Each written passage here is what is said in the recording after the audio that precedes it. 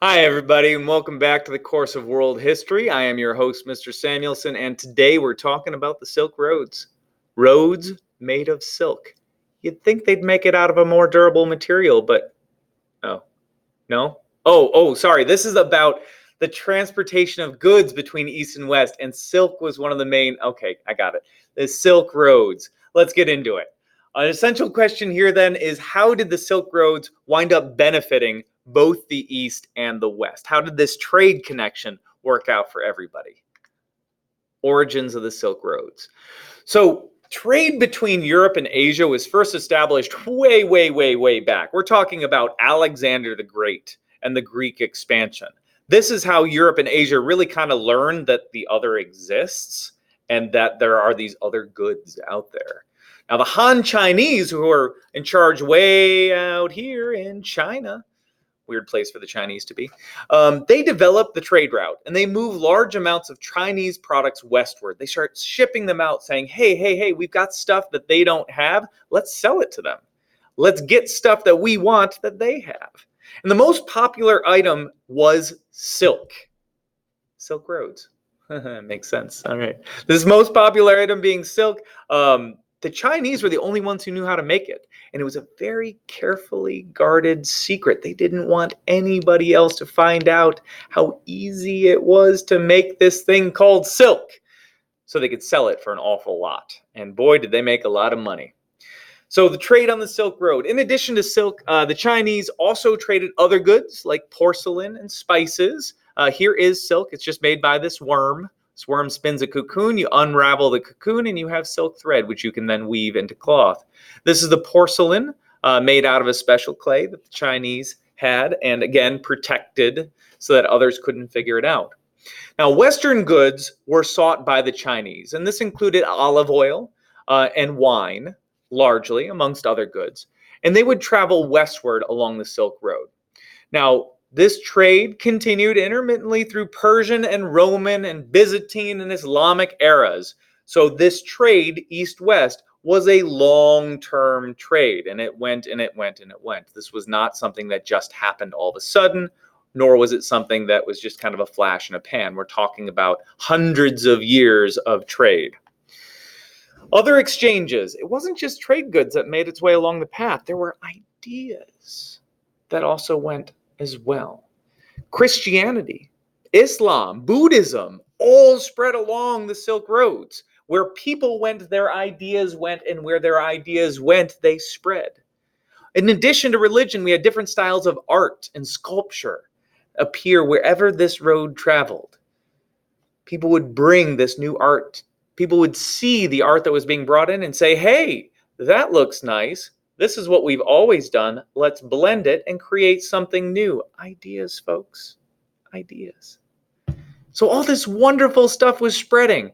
Religion, art, science, plague. Wait.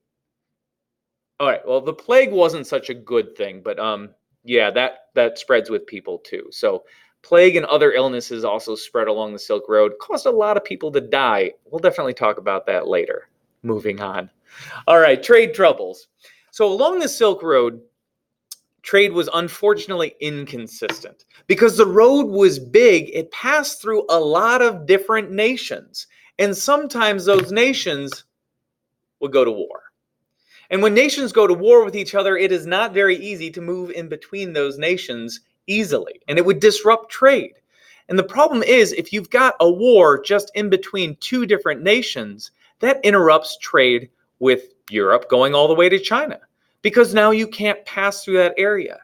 And sometimes it just added expense as you took different longer routes, but other times those other routes weren't available. Additionally, let's say one empire decides that they want to increase their tax rates. They want to make a lot of money off of this. Taxes reduce trade. And there's less goods moving along the trade route. Goods become more expensive for everybody, and it gets discouraged. So this trade was occasionally disrupted by empires that didn't want it, or by wars between fighting groups. Sometimes it would be disrupted for decades, sometimes a century. The trade would break down. The one thing that was great for it and got everybody addicted to this trade was the Mongol unification. When the Mongol Empire burst out of Mongolia and unified almost all of Asia, I mean, look at the size of this empire, almost all of Asia under this one central unified empire, there are no trade barriers. There are no wars blocking the Silk Road. It becomes very easy, and the Mongols did not tax very much. It becomes easy and cheap to move goods all the way from China to Europe through this unified Mongol empire.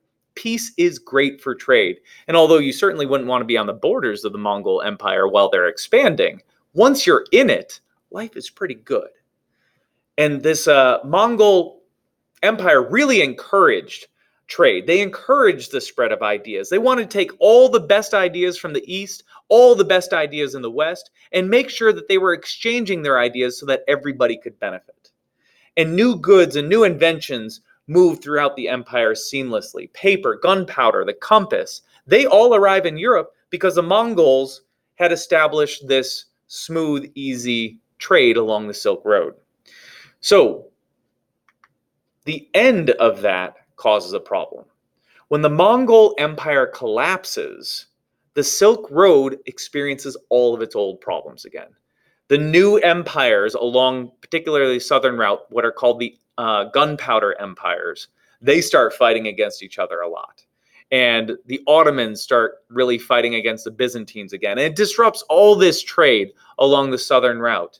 And Europeans now, they're hooked. They've had access to all these Chinese goods, particularly spices. They wanted more of this stuff. So the Europeans who want these goods are now going to seek other ways to reach Asia because they can't get through all these warring states, and get their goods cheaply.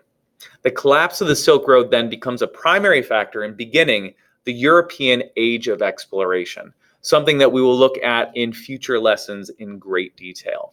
But that is all for today on the Silk Road. I hope you learned something and that you enjoyed yourself. I certainly did. And I'll see you next time. Farewell.